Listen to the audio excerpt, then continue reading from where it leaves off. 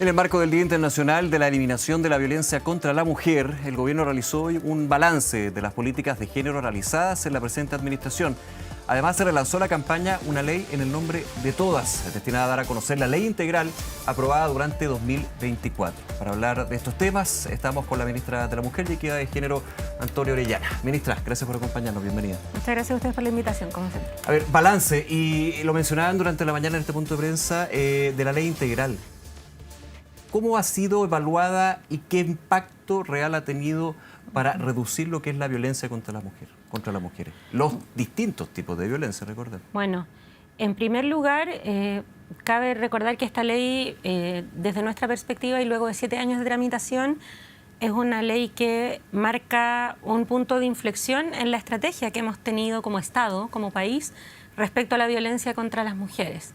¿Por qué? Porque asigna obligaciones a todos los organismos del Estado, no solo al Servicio Nacional de la Mujer y el ministerio que encabezo, sí, o al Ministerio Público, o a tribunales, digamos, que son las que tienen que, digamos, procesar. A la justicia o el ministerio, sí, que era donde caía toda la... Así es, sino peso, que digamos, establece obligaciones para todo el Estado, y eso es un giro de buque, o sea, es decir, va a requerir varios giros, digamos, para que se complete, y por eso es que la transición completa de la ley está contemplada en sus transitorios, que es la forma en que en la ley uno planifica cómo se va a ir aplicando un cambio de esta envergadura hasta el 2029. Es la bajada operacional, digamos, para que todo el aparato del Estado esté de acuerdo a lo que dicta esta norma. Sí, es un trabajo que tiene mucho que ver con hacer las cosas distinto. Claro. Y eso no es tan fácil cuando se llevan haciendo de una forma por mucho tiempo. Cambio de prácticas, de mentalidad y también de visión sobre lo que el Estado está obligado a hacer. Así es, y por lo tanto las y los funcionarios. Para eso nos hemos preparado por 3 años, porque fueron 3 años los que nos demoramos en este gobierno en poder sacar adelante esta ley, que se ingresó el 2017 al Congreso por la presidenta Bachelet, y fue la primera urgencia que ingresamos como Ejecutivo en la Ley Integral contra la Violencia, porque la anunciamos 3 días antes de asumir, el 8 de marzo. ¿Y por qué? Porque, bueno, para tener una ley que pueda comprometer tanto, nosotras necesitábamos también poner a la altura el Servicio Nacional de la Mujer, que es un servicio con trabajadores y trabajadoras muy comprometidos, pero que no había tenido una planificación de presencia territorial. Cuando asumimos el 2022 solamente existían 3 centros de atención a nivel más especializado, con una estructura más compleja de atención, psiquiatra, penalista más especializado, ¿cierto? En 3 regiones del país. Todo el norte grande y todo el sur en general. De Concepción para el sur no tenían de este tipo de centros de atención. Hoy contamos con una red de 27 centros de este tipo. En algunas regiones hay 2, por ejemplo, Antofagasta, que cuenta con Calama, y Antofagasta Ñubles, que cuenta con San Carlos y Chillán. Esa fue la primera actualización. La segunda es la modernización del sistema. A diferencia de otros lugares del Estado que se han digitalizado casi por completo, la atención de la violencia de género seguía estando en una faceta muy en el papel. Y tenía un impacto, y yo estaba revisando una declaración suya que creo que grafica todo esto, ¿no? Dice, el Estado está obligado a llegar antes y no después de la violencia. Ser preventivo y no reactivo. Así es. Eso se puede graficar, por ejemplo, en lo cual es complejo, es difícil, digamos, para... No es una pega solamente del Estado, digamos. No, y podemos ir hablando en eso, pero evidentemente el después ya no puede servir, pero puede ser muy tarde. El después puede ser reparatorio, pero el ideal es que no ocurra. Sí. Y por eso es importante el hecho de que en el último año el 95% de los casos de femicidio frustrado han tenido contacto del Servicio Nacional de la Mujer y Equidad de Género. Perdón, esa cifra es interesante. ¿Cuál? El 95% de los femicidios frustrados han tenido derivación y oferta del Servicio Nacional de la Mujer y Equidad de Género. Y ojo... O sea, ha habido un impacto, digamos, en términos de la denuncia y que termina en un femicidio frustrado. Y de contactar inmediatamente gracias a la modernización del sistema. ¿Por qué? Para quienes no lo conozcan, nosotros funcionamos principalmente a través de ejecutores municipales. Un 80% de nuestros socios estratégicos son los municipios. Pero muchas veces los casos son más complejos de lo que puede abordar una dupla psicosocial y un abogado. Y por lo tanto lo que pasaba es que toda una oficina municipal se volcaba en un caso muy complejo. Entonces lo que hemos hecho es dividir los niveles de atención. A nivel municipal está el centro de atención inicial, que ve casos menos crudos, menos graves en términos penales o en términos de daño sufrido, y los centros de atención especializada, que serían un segundo nivel, que ven los casos más complejos. Eso nos ha permitido procesar 5 veces más representaciones jurídicas. Ojo que la representación jurídica no es solamente llevar a juicio, es ver las cautelares, es estar preparando los escritos, es reunirse para hacerle seguimiento, y es, como vimos hace unas semanas respecto al caso de Nabila Rifo, también estar pendientes de posibles de beneficios de libertad condicional para los agresores. Y eso se ha quintuplicado. Ahora, respecto al impacto neto de la ley, porque esto que cuento es resultado del proceso de modernización, que no debiera parar hasta el 2029 porque tiene recursos asociados. Ya está financiado hasta el 2029. Está financiado hasta el 2029 esta modernización. Perfecto. Que tiene un acuerdo con el Banco Mundial. El Banco Mundial nos ha acompañado en este proceso de modernización, tal como lo está haciendo para la atención primaria en salud. ¿Hay un aporte monetario del BID? Son 7 millones de dólares. Pero también acompañamiento en términos de asesoría, ¿no? Sí, de asesoría, de gestión para el cambio y de financiamiento, y eso es importante porque es un préstamo por resultado. Es decir, Chile se ha comprometido a cumplir una meta de modernización en cuanto a la violencia de género de aquí al 2029. Si no la cumple, va a tener que devolverle esos millones al Banco Mundial, porque es una inversión que el banco hace contrallamando un resultado que sea. Si la cumple, no tiene que devolver esos recursos. No. Claro.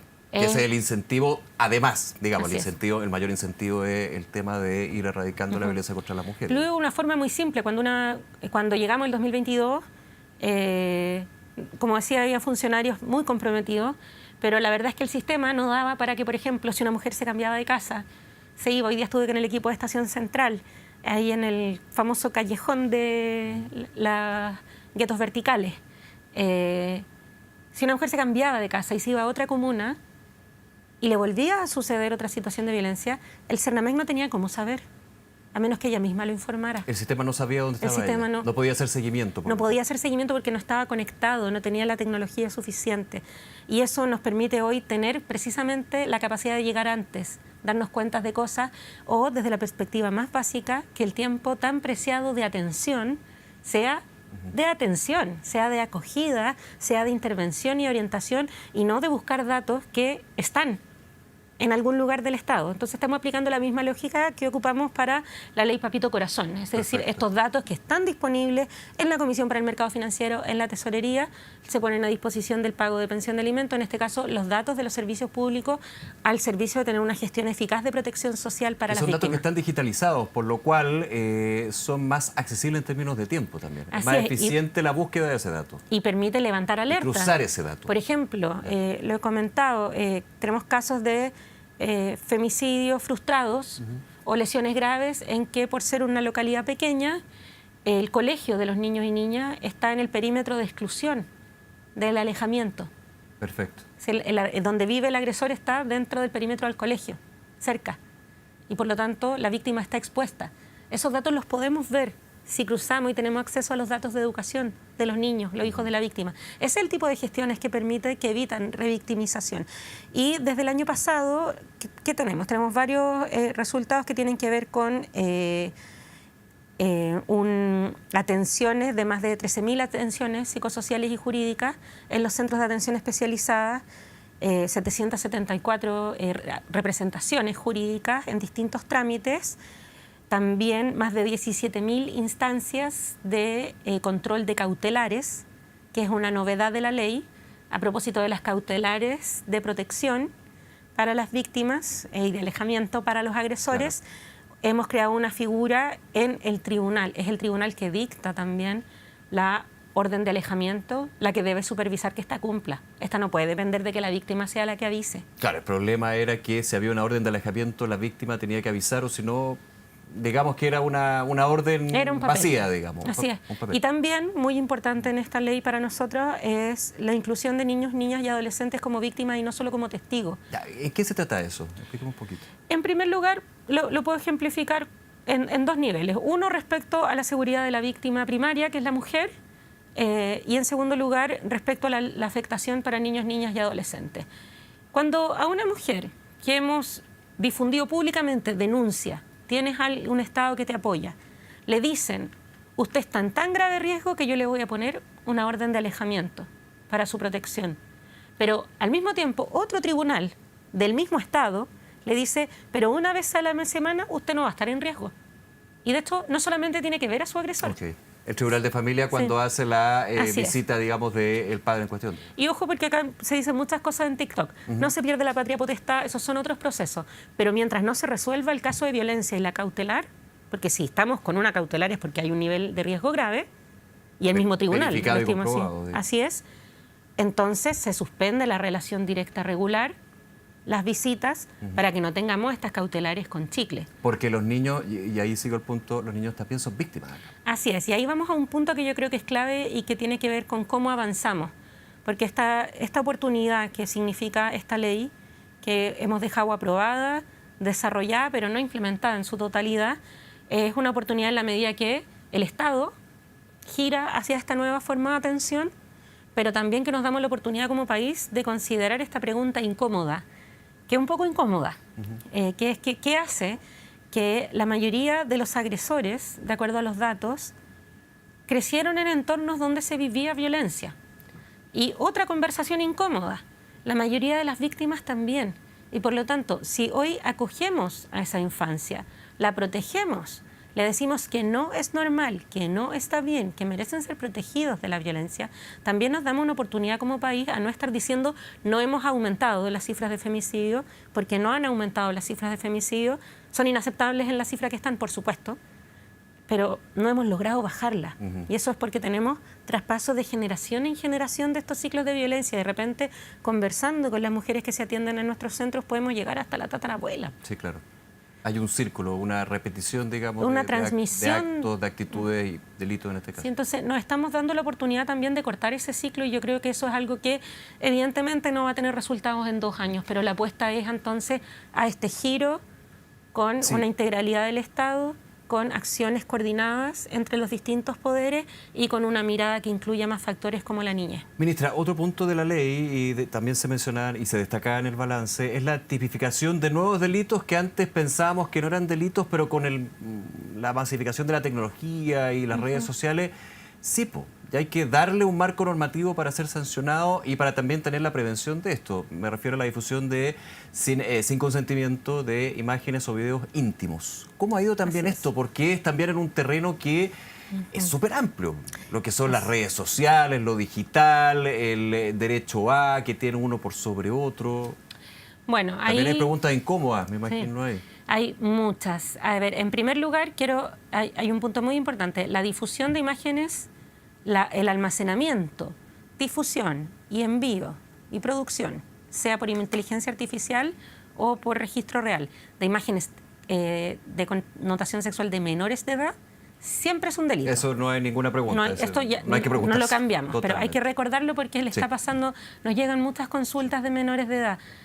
Los padres y madres recuerden que Internet es una plaza pública y así como quizás no dejaríamos solo a un niño de 12 años en una plaza muy concurrida, tampoco lo podemos hacer en Internet. La norma también, la Ley de Garantías de Protección de los Niños, Niñas y Adolescentes. Es algo que vemos. Entonces, respecto a menores de edad, existe el problema, pero estaba siendo abordado y de hecho el Ministerio Público, a través de la interpretación de la Ley de Pornografía Infantil, lo consideraba así. Aunque no dijera inteligencia artificial, se entendía que es abarcativo. Respecto a las mayores de edad teníamos un problema. No podíamos acompañarlas jurídicamente. Y nos llegaba, me pasó esto, están difundiendo eso, me están amenazando con subirle a una página, esto se envió y está en todo mi trabajo, etcétera, etcétera, etcétera. Y yo se lo envié a una persona. Claro. O terminé con mi pololo.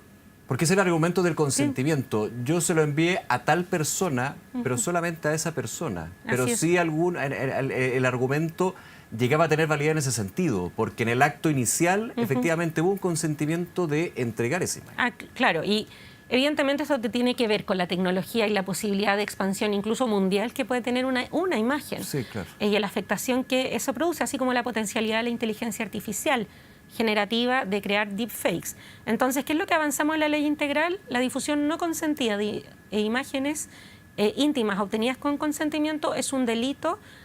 Lo veían hoy día en la tercera, en el balance que hacíamos de cifras, que ha tenido un aumento explosivo, porque antes no era delito.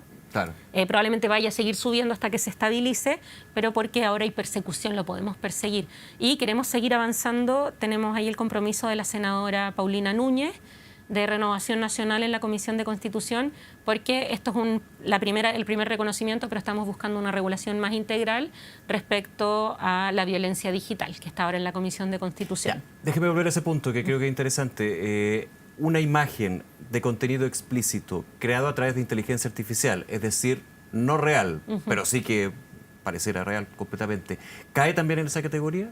Finalmente, porque ahí el argumento puede ser, bueno, pero esto no ahí, lo creó la inteligencia artificial. Precisamente ese es el vacío que existe hoy, que estamos tratando de avanzar con la ley de violencia digital. Y esto en todo lo que es la discusión de una tecnología que lleva hace un par de años y que ya está bien masificada y más generalizada. Pero que ya hay ejemplos de que se puede hacer. Está la ley Deepfake de Australia, que es uno de los países más avanzados en cuanto al tema de seguridad online, que no solamente tipifica el tema de las deepfakes, sino que también establecieron responsabilidades legales de las plataformas.